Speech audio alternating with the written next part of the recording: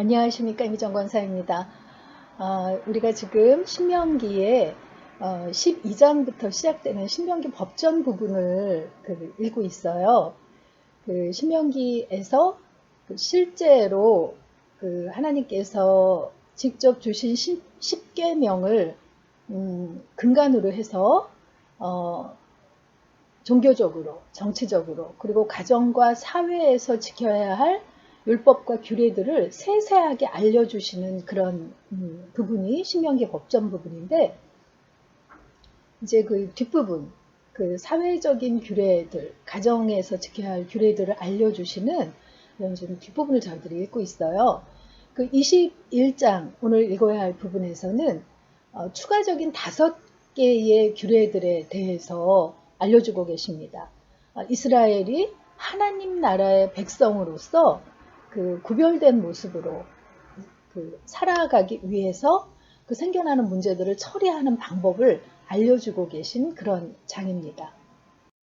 21장에서 알려주시는 5가지 규례 중에서 그 첫 번째 규례는 죽인 자를 알지 못하는 그런 시체에 대한 규례입니다. 오늘날로 말하면 그 미제 살인 사건이라고 할까요? 살인자를 알지 못하는 그런 살인 사건이 났을 때의 규례예요.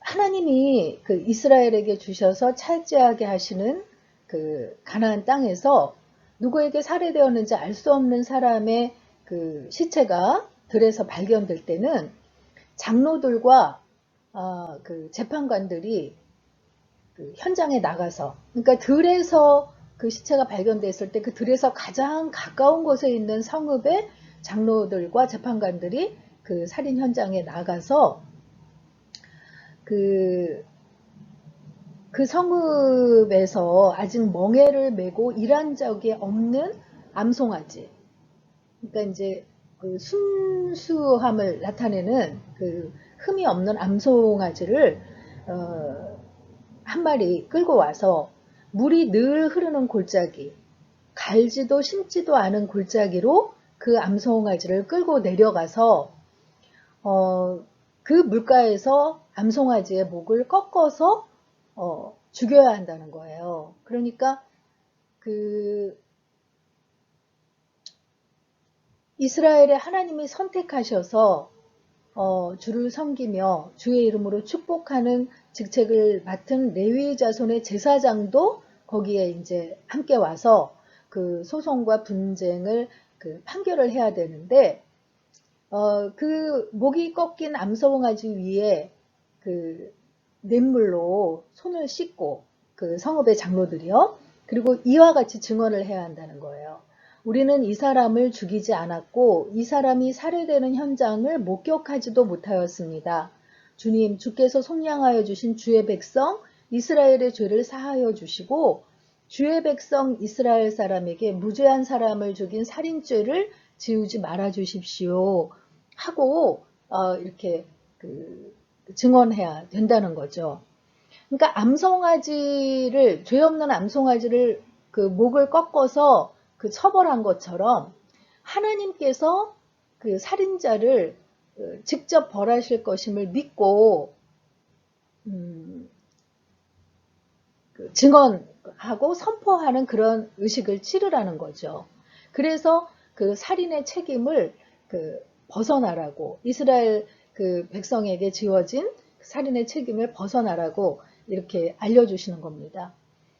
범인이 밝혀지지 않으면 영구 미결 사건이 될 수밖에 없잖아요. 근데 그 죄를 반드시 심판하시는 하나님 앞에서는 이 죄의 문제가 해결이 돼야 된다는 거예요. 그래서 하나님께서 이런 미제 사건에 대한 그런 규례를 정확하게 알려주고 계십니다. 그리고 그 5가지 규례 중에서 두 번째는 여자 포로를 아내로 삼는 규정인데, 이스라엘이 적군과 싸울 때 하나님이 그 적군을 손에 넘겨주셔서 적군들을 사로잡을 때 그 포로들 가운데서 마음에 드는 아리따운 여자가 있으면 그를 아내로 삼아도 된다는 거예요. 이거는 가나안 정복 전쟁에 관한 이야기가 아닌 걸 알 수 있죠. 가나안 정복 전쟁에 관한 규례로는 가나안 땅에 들어가서 그 땅에 살고 있는 일곱 족속을 진멸하라고 말씀하셨거든요.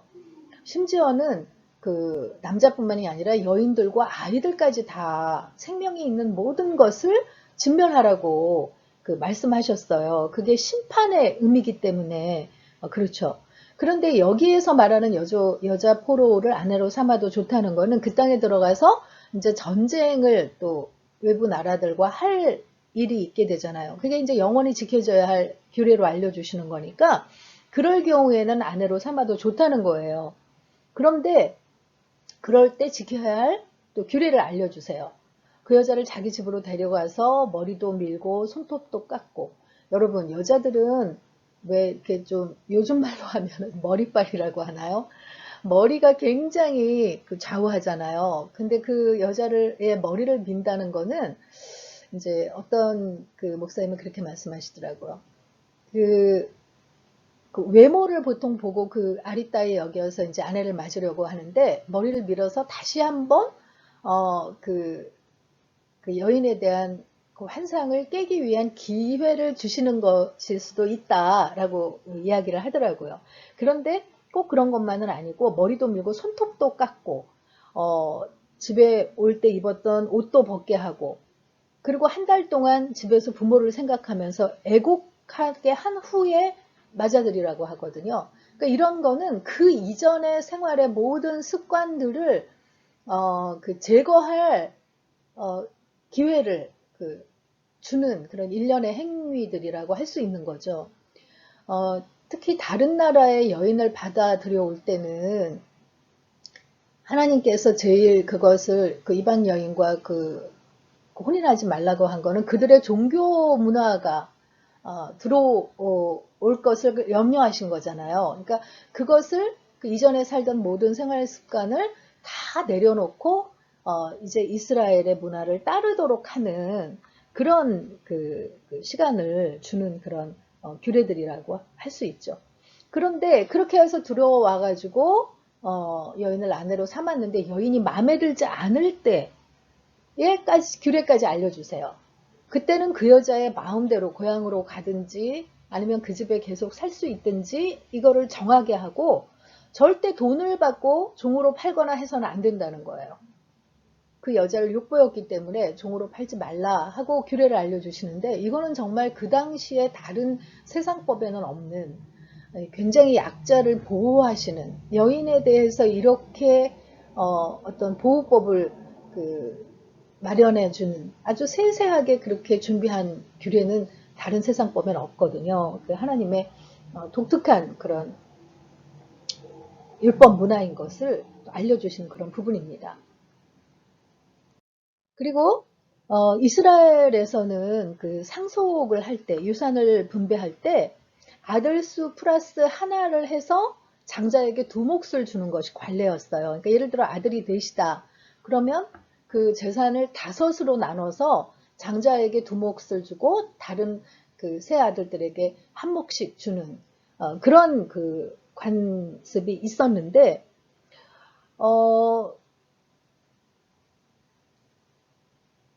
어떤 미움받는 아들이 맏아들이라도 그러니까 이제 그 아내를 여럿을 두었을 때의 이야기겠죠.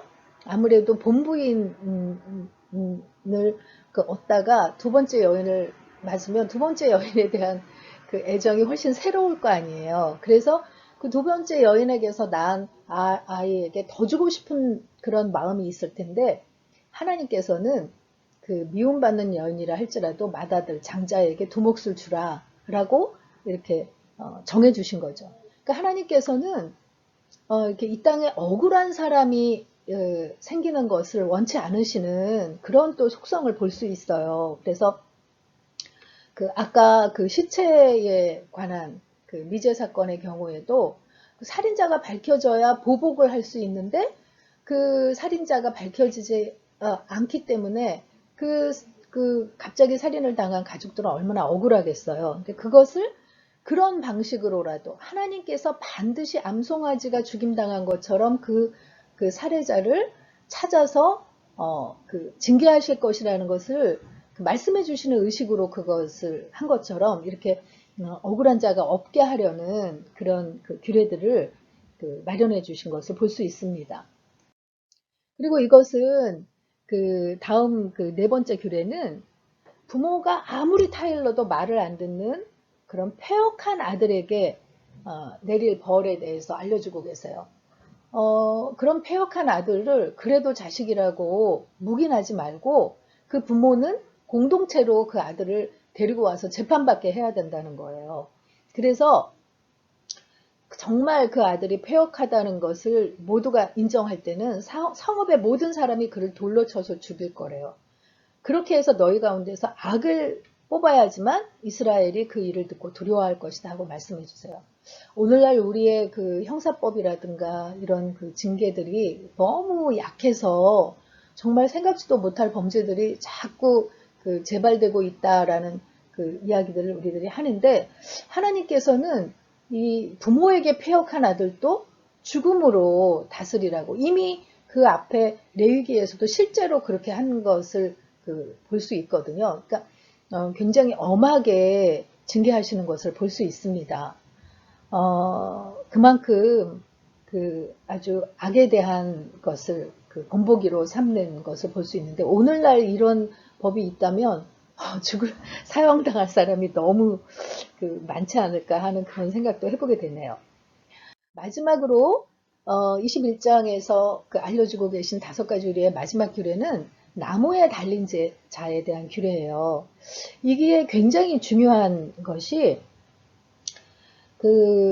이스라엘에서는 밤새도록 시체를 나무에 매달지 말라. 나무에 달린 자는 하나님께 저주받았습니다. 라고 여기에서 이렇게 분명하게 이야기를 하고 있는데, 죽을 죄를 지어서 처형된 사람의 시체는 이렇게 본보기로 나무에 매달아 두는 일들이 이제 공공연히 있었는데, 그렇다 하더라도 밤이 되기 전에 그 나무에 달린 사람을 시체를 내려서 장사를 지내라는 거예요. 그날 안으로.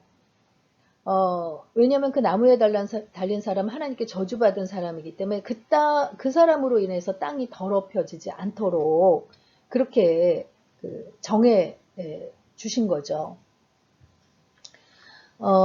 그래서 이 규례가 제가 중요하다고 말씀드린 것은 이 구절 때문에 나중에 유대인들이 예수님이 메시아라는 것을 믿지 못했어요. 나무에 달린 자는 하나님께 저주받은 자라는데, 메시아가 어떻게 하나님께 저주받은 자이겠냐. 그러니까 이 예수가 십자가에 매달려서 나무에 죽은 걸 보면, 매달려서 죽은 걸 보면 메시아가 아니다. 이렇게 했다는 거죠. 그렇지만 그게 하나만 알고 둘을 모르는 거죠. 예수님께서 자신의 죄로 인해서 저주받아 죽으신 게 아니라 우리 모두의 죄를 대신해서 하나님께 대신 저주받음으로 나무에 매달리신 거잖아요. 그래서 이 규례를 이렇게 단적으로 해석한 잘못된 해석의 대표적인 예라고 볼 수 있는데, 바로 이 구절 때문에 그렇게 됐다는 거죠. 그래서 오늘의 묵상 포인트는 하나님께서는 이렇게 억울한 자에 대한 것을 배려하시고 이 땅에 억울한 자가 없도록 그렇게 규례들을 알려주고 계시고 있는데, 우리는 억울한 일을 당할 때 어떻게 반응하고 있나요? 하는 것이 묵상 포인트입니다. 저 개인적인 저의 경우를 봐도 다른 거는 이렇게 참아도 좀 억울한 일을 당하면 그게 굉장히 그냥 잠잠히 있기가 너무 어렵다는 것을 많이 경험하게 되거든요.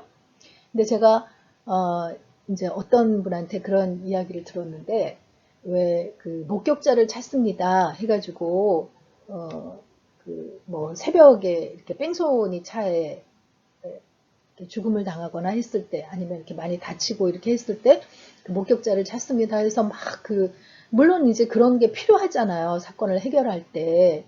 그런데 너무 거기에 아주 매달려 가지고 아주 피폐해지는 그런 것은 믿는 사람으로서는 할 일이 아니다라는 이야기를 들었어요. 왜냐하면 사람으로는 목격한 자가 없을지라도 그 모든 것을 보고 계신 하나님께서 반드시 그 사건에 대해서 죄 지은 자를 징계하시고 징벌하실 거라는 믿음을 우리가 가져야 한다라고 이렇게 그 이야기를 하시는 것을 들었거든요. 근데 그런 것처럼 우리가 억울한 일을 당할 때 무엇보다도 그 억울한 자에 대해서 배려하시고 챙기시는 하나님께서 그 부분을 반드시 풀어주실 거라는 것을 믿고 너무 우리가 속 끓이는 그런 그 태도를 가지지 말아야겠다 하는 생각을 해보게 되더라고요. 예, 그래서 오늘 신명기 21장을 읽고 마치도록 하겠습니다. 21장. 내 하나님 여호와께서 내게 주어 차지하게 하신 땅에서 피살된 시체가 들에 엎드러진 것을 발견하고 그 쳐 죽인 자가 누구인지 알지 못하거든 너희의 장로들과 재판장들은 나가서 그 피살된 곳의 사방에 있는 성읍의 원근을 잴 것이요 그 피살된 곳에서 제일 가까운 성읍의 장로들이 그 성읍에서 아직 풀이지 아니하고 멍에를 매지 아니한 암송아지를 취하여 그 성읍의 장로들이 물이 항상 흐르고 갈지도 않고 씨를 뿌린 일도 없는 골짜기로 그 송아지를 끌고 가서 그 골짜기에서 그 송아지의 목을 꺾을 것이요 레위 자손 제사장들도 그리로 갈지니 그들은 내 하나님 여호와께서 택하사 자기를 섬기게 하시며 또 여호와의 이름으로 축복하게 하신 자라 모든 소송과 모든 투쟁이 그들의 말대로 판결될 것이니라. 그 피살된 곳에서 제일 가까운 성읍의 모든 장로들은 그 골짜기에서 목을 꺾은 암송아지 위에 손을 씻으며 말하기를 우리의 손이 이 피를 흘리지 아니하였고 우리의 눈이 이것을 보지도 못하였나이다. 여호와여 주께서 속량하신 주의 백성 이스라엘을 사하시고 무죄한 피를 주의 백성 이스라엘 중에 머물러 두지 마옵소서 하면 그 피 흘린 죄가 사함을 받으리니 너는 이와 같이 여호와께서 보시기에 정직한 일을 행하여 무죄한 자의 피 흘린 죄를 너희 중에서 제할지니라. 내가 나가서 적군과 싸울 때에 내 하나님 여호와께서 그들을 내 손에 넘기심으로 내가 그들을 사로잡은 후에 내가 만일 그 포로 중에 아리따운 여자를 보고 그에게 연연하여 아내를 삼고자 하거든 그를 내 집으로 데려갈 것이요 그는 그 머리를 밀고 손톱을 베고 또 포로의 의복을 벗고 내 집에 살며 그 부모를 위하여 한 달 동안 애국한 후에 내가 그에게로 들어가서 그의 남편이 되고 그는 내 아내가 될 것이요 그 후에 내가 그를 기뻐하지 아니하거든 그의 마음대로 가게 하고 결코 돈을 받고 팔지 말지라 내가 그를 욕보였은즉 종으로 여기지 말지니라. 어떤 사람이 두 아내를 두었는데 하나는 사랑을 받고 하나는 미움을 받다가 그 사랑을 받는 자와 미움을 받는 자가 둘 다 아들을 낳았다 하자. 그 미움을 받는 자의 아들이 장자이면 자기의 소유를 그의 아들들에게 기업으로 나누는 날에 그 사랑을 받는 자의 아들을 장자로 삼아 참 장자 곧 미움을 받는 자의 아들보다 앞세우지 말고 반드시 그 미움을 받는 자의 아들을 장자로 인정하여 자기의 소유에서 그에게는 두 몫을 줄 것이니 그는 자기의 기력의 시작이라 장자의 권리가 그에게 있음이니라. 사람에게 완악하고 패역한 아들이 있어 그의 아버지의 말이나 그 어머니의 말을 순종하지 아니하고 부모가 징계하여도 순종하지 아니하거든 그의 부모가 그를 끌고 성문에 이르러 그 성읍 장로들에게 나아가서 그 성읍 장로들에게 말하기를 우리의 이 자식은 완악하고 패역하여 우리 말을 듣지 아니하고 방탕하며 술에 잠긴 자라 하면 그 성읍의 모든 사람들이 그를 돌로 쳐 죽일지니 이같이 네가 너희 중에서 악을 제하라 그리하면 온 이스라엘이 듣고 두려워하리라. 사람이 만일 죽을 죄를 범함으로 내가 그를 죽여 나무 위에 달거든 그 시체를 나무 위에 밤새도록 두지 말고 그날에 장사하여 내 하나님 여호와께서 내게 기업으로 주시는 땅을 더럽히지 말라. 나무에 달린 자는 하나님께 저주를 받았음이니라.